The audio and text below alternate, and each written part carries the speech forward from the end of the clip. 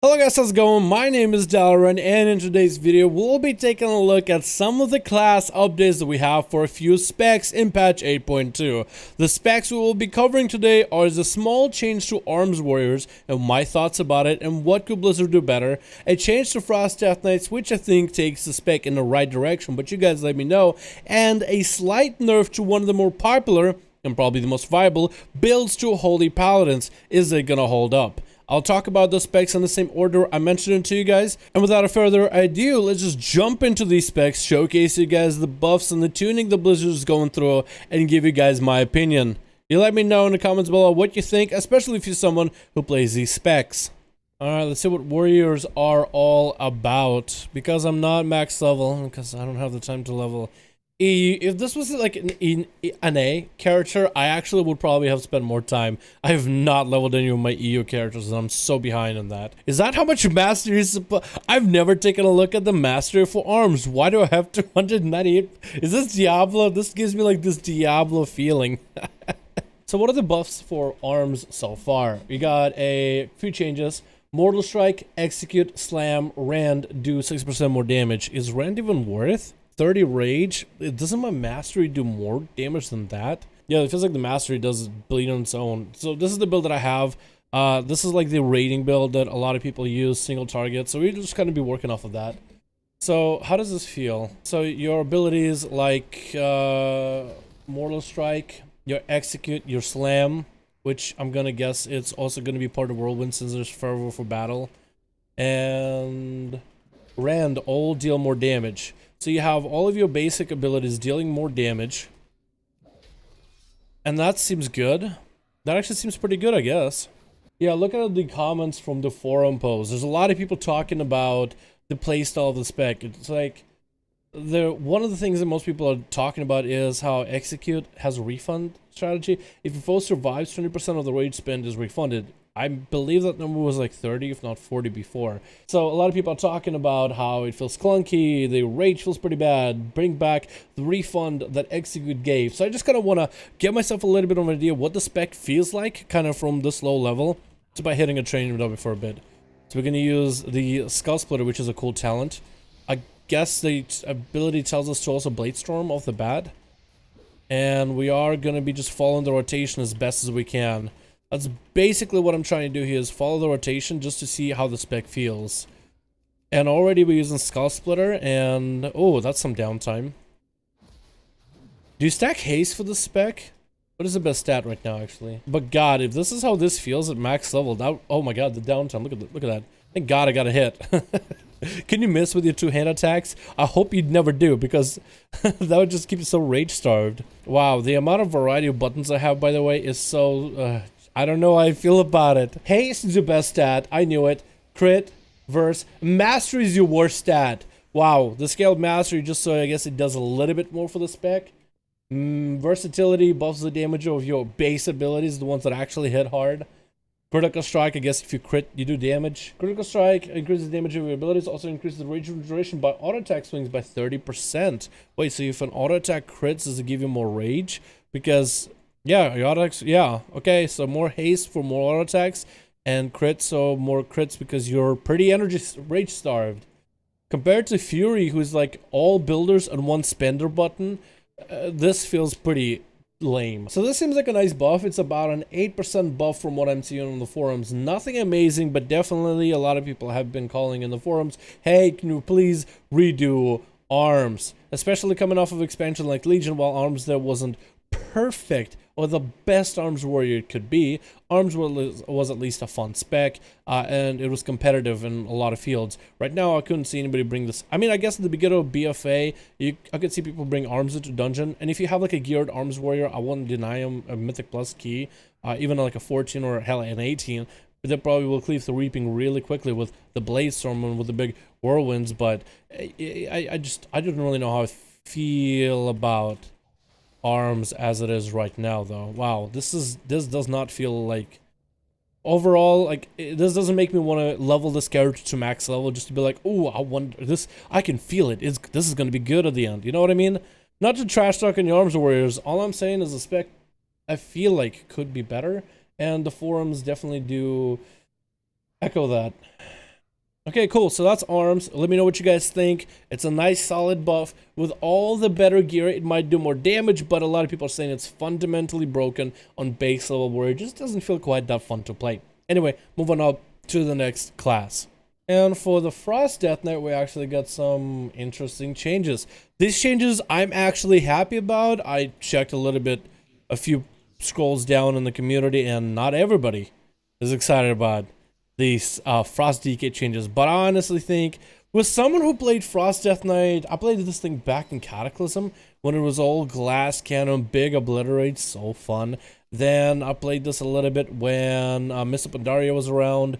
Frost DKs were almost like unholy DKs. Oh, no, wasn't Frost and Mr. Pandaria real squishy and unkillable next expansion? So the buff to the Death Knights are, let's see here. It is Frost Strike damage increased by 15%. Not a, I mean, it seems like a big number, but Frost Strike's already tickled, so now it'll tickle a little more. Breath of Sindragosa damage reduced by 10%. Yes, I'm not a huge fan of Breath of Sindragosa build. I'm telling you guys right now, I don't care about Breath. I don't care. It's an interesting idea where instead of like spamming Frost Strikes, you're just breathing at the same time, but it really diverts down to just spamming Obliterate. And I know that Frost Death Knight is not the most craziest big brain spec. It really comes down to just what no thank you. What the hell makes a guild on PTR? What are you doing? What are you, no, who makes a guild on PTR? Like what I need for a meme. Go play Minecraft. I don't care. It's PTR. It's not real. It is not real. Okay. I'll sign. Okay. Well, that was an interesting interaction. Alright, Frost Death Knight. Frost Strike does slightly more damage. Breath of Sindragosa does slightly less damage. Ice Cap reduces Pillar of Frost cooldown by 3 seconds down to 1. Ice Cap, it being this weird talent. Your Frost Strikes and obliterates critical strikes. Also adds Frost Scythe if you go Frost Scythe. Yeah, also adds Frost Scythe if you do go that. Reduces the remaining cooldown of your Pillar of Frost by 3 seconds. So you could almost maintain 24/7 Pillar of Frost. That's like 15% strength at least. So what the Blizzard is trying to do is they're trying to make other talents look a little better, like Obliteration, an Ice Cap. Breath build is cool, but when that's like your one and only option, I'm not a fan at the start. I'm not a fan. Generates 2 runes at the start and at the end. This thing generates runes, I guess, to give you at least some sort of runes. Like, everybody likes the Breath build, and let me just play it. Like, I don't even need Heckley to know how to play this build. It's just like you Obliterate, and I'll get my proc here, and I'll get Obliterate again. I'll get another proc, which is nice. Kind of nice getting all these procs. We're gonna pop all the damage, every cooldown in the book. And I'm just gonna spam Obliterates until I'm about done with my Pillar of Frost, and then I want to Chain of Ice it. I just want to send a big airstrike over there. I'm doing 24k DPS, and all I'm doing mostly is just trying to maintain my runic power. Thank God I'm a bell, so I can continue doing this. I probably could have hit Remorseless Switcher ahead of time, and I'm out. And now you just get to sit here and do nothing. But now your Frost Strikes actually do a little bit more damage, which I'm actually very excited about. There's a couple things you can do with this. So they reduce the damage of breath slightly, but now, outside of your burst, your Frost Strikes actually do some sort of damage. And it's like, I think it's 2 hits. Ice Cap, though, is a really cool idea. Your Frost Strikes and Obliterate critical strikes reduce the remaining cooldown of your Pillar of Frost by 3 seconds. So, if I were to, let's say, pop my big cooldowns here and just go Obliterates as much as I can. And I'll try to Obliterate some Frost Strikes. I am going to try to see if I can maybe get Killing Machine procs for my Obliterates before really going, yeah, like that. So you can get your Pillar of Frost back a lot faster than usual. Look, I got my, what is it, Icy Citadel up and running right now. And, oh, here we go. Now we're back with Pillar of Frost. At all times, it's consistent Pillar of Frost. As long as my stuff crits. So maybe you can go for some crazy haste heavy, so you do a lot of auto attacks so you can get your resources back. Crit heavy build as well. I think that would be really, really cool. Because I'm waiting for my Frost Strikes. Don't have any Obliterates for a bit. Let me get that playing. Bam. Crit. cool. It almost can crit here. Now we're gonna go for damage. If I had an opener with Empower Rune Weapon, I could just cycle through a lot of my runes and maybe get like 2 Pillars of Frost in a single Empower Rune Weapon. I think that would be really cool. That could be really good on damage too.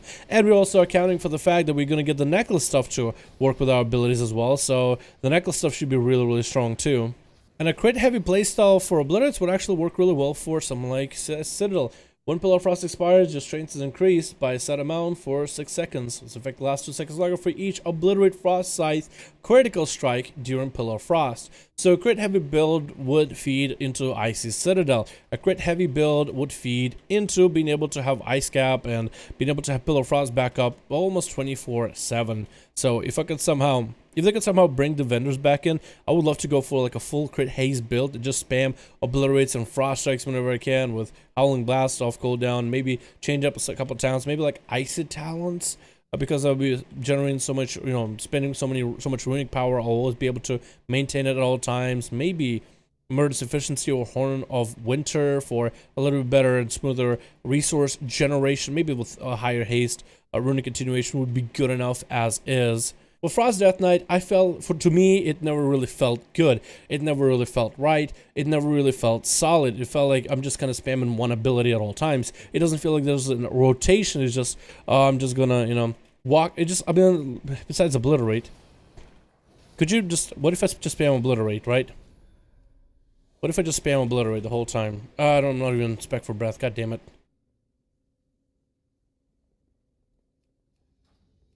Okay, this is gonna be jank as hell, but I'm just gonna spam Obliterate.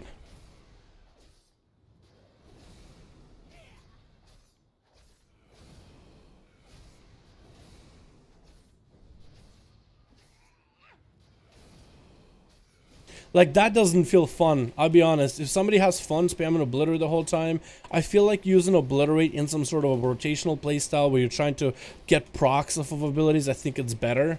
But here I'm just spamming one button in the opener, and it just feels like the most boring thing I've ever done in the world. Yeah, I know Frost Death Knight never been the most complicated spec in the game, but this just feels mind-numbing compared to what Frost Death Knight used to be. I would say Frost Death Knights back in the day were much better. That's just my opinion. You guys let me know in the comments. Moving on to another class. Alright, this one it's going to be kind of hard to explain this one to you guys just because I tried to do what I could on an EU Paladin to get the trait that we'll be talking about today, but it turns out this trait just it's not a common occurrence on gear. You would have to do some of the endgame content like Mythic Pluses or certain specific dungeons or raids in order to unlock this trait. So this was the best buff for Paladins when that came out. As a trait, this is the greatest damn thing Paladins have seen, because they gave Paladins a little bit more to their playstyle. Now there's more to do. Paladins on their own just don't have the best, I would say, healing output for AoE. So being able to hit an enemy with Glimmer, then hit this other guy or ally with Glimmer, and then the first one is gonna get healed. The buff lasted for such a while. That's the guy. That is exactly the buff. So if you heal something, it heals me. You saw that, right? I had a heal every time he heals me. Thank you so much for doing this. I appreciate it. So if he glimmers himself, I get a heal, that thing got a heal, and he's got a heal now. So now he has this glimmer, so now he's gonna hit this other ally maybe. Yep, everybody got a heal. So now my glimmer's about to run out, so normally he would want to, I guess, glimmer me or somebody else. You can maintain this, I think, on 5 targets at a time if you're spamming it on cooldown, and probably higher if you have yourself Bloodlust. So I'm so glad this guy is actually hitting me with a thing, because that just helps me out a ton. So you have a pretty high chance to just like spread glimmer everywhere. This gave him great AoE healing, because besides that, all you have to do is Light of Dawn. You have to look at enemies in front, allies in front of you, and anybody of those get healed. Oh, I could actually use that a couple times.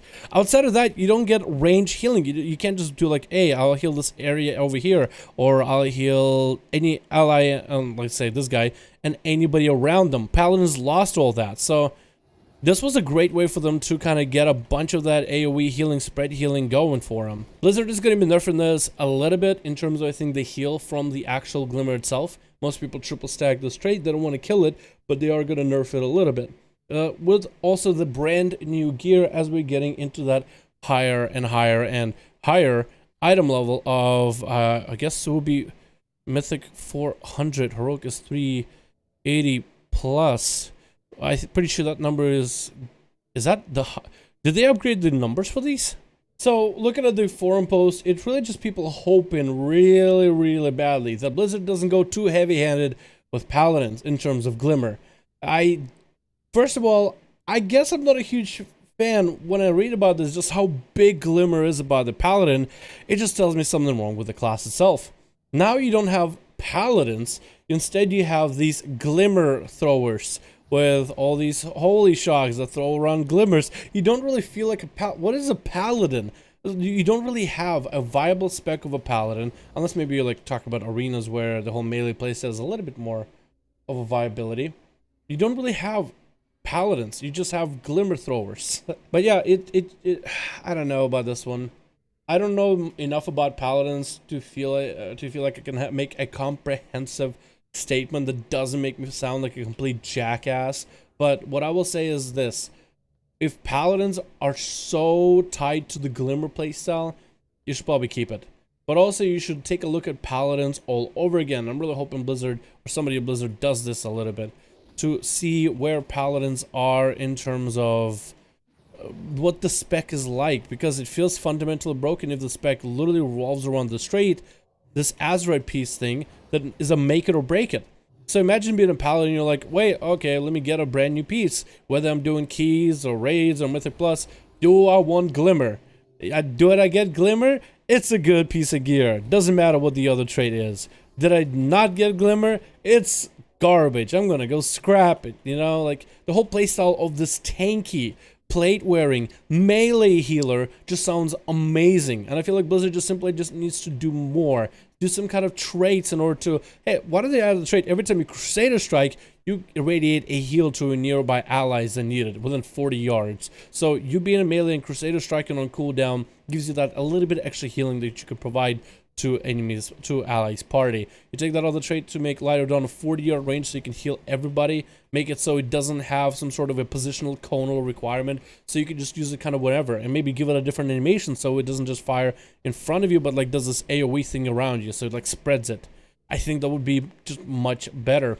Maybe make another build where on judgment, every time you judgment an enemy, you maybe get a stack, and once you get a certain amount of stacks, certain heals like Flash of Light or Holy Light or any kind of AoE heal just becomes stronger. There's so many things you could do that play with melee and healing, using melee abilities to empower healing abilities. There's so much potential with this in the spec. And if you do have a playstyle as strong as Glimmer, I don't like the being, if my class was in that position where I wasn't an Outlaw rogue, but rather, let's say, a Deadshot rogue, because Deadshot was my only trait, I would be unhappy. But that is just me. Anyway, thank you guys so much for watching this video. I do hope you enjoyed. Let me know your thoughts about any of the classes that we discussed in this video. I tried to go at these classes as softly as I could. I didn't really want to tear them apart too hard. I wish I actually played a lot of these classes. I want to get a warrior up and running. I want to get a Paladin up and running before 8.2, so I have insight in just about how every single class and spec plays, because I love learning more about every single class and spec, and with every new expansion, there's that opportunity to get one of each and figure out how each one of them is played. And with BFA, while we're waiting for 8.2, this is a perfect opportunity to do that. Thank you guys so much for watching. Hope you guys enjoyed, and I'll see all of you guys in another video.